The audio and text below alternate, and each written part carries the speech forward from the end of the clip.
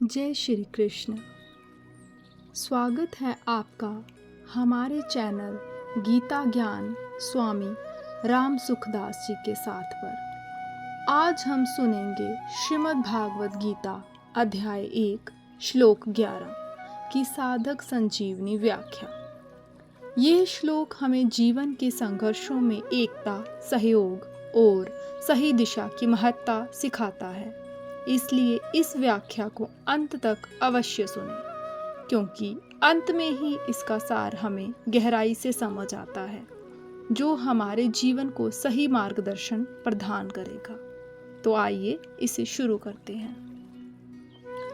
अयनेषु च सर्वेषु यथा भागम वस्थिता भीष्ममेवा विरक्षन्तु भवन्ता सर्व एव हि।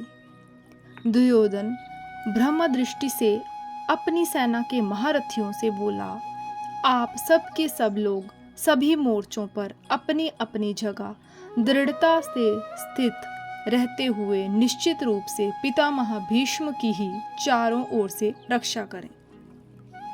इसकी व्याख्या इस प्रकार है। अयनेषु च सर्वेषु भवन्तः सर्व एव हि। जिन जिन मोर्चों पर आपकी नियुक्ति कर दी गई है, आप सभी योद्धा लोग उन्हीं मोर्चों पर दृढ़ता से स्थित रहते हुए सब तरफ से सब प्रकार से भीष्म जी की ही रक्षा करें। भीष्म जी की सब ओर से रक्षा करें, ये कहकर दुर्योधन भीष्म जी को भीतर से अपने पक्ष में लाना चाहता है। ऐसा कहने का दूसरा भाव यह है कि जब भीष्म जी युद्ध करें तब किसी भी व्यूह द्वार से शिखंडी उनके सामने न आ जाए, इसका आप लोग ख्याल रखें। अगर शिखंडी उनके सामने आ जाएगा तो भीष्म जी उस पर शस्त्रास्त्र नहीं चलाएंगे, कारण कि शिखंडी पिछले जन्म में भी स्त्री था और इस जन्म में भी पहले स्त्री था, पीछे पुरुष बना है। इसलिए भीष्म जी इसको स्त्री ही समझते हैं और उन्होंने शिखंडी से युद्ध न करने की प्रतिज्ञा कर रखी है। यह शिखंडी शंकर के वरदान से भीष्म जी को मारने के लिए ही पैदा हुआ है। अतः जब शिखंडी से भीष्म जी की रक्षा हो जाएगी तो फिर वे सबको मार देंगे, जिससे निश्चित ही हमारी विजय होगी। इस बात को लेकर दुर्योधन सभी महारथियों से भीष्म जी की रक्षा करने के लिए कह रहा है।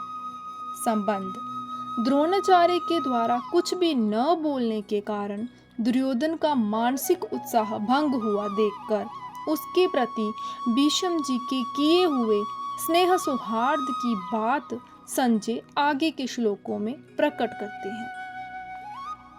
प्रिय साधकों, आपने श्रीमद् भागवत गीता अध्याय 1 श्लोक 11 की साधक संजीवनी व्याख्या सुनी।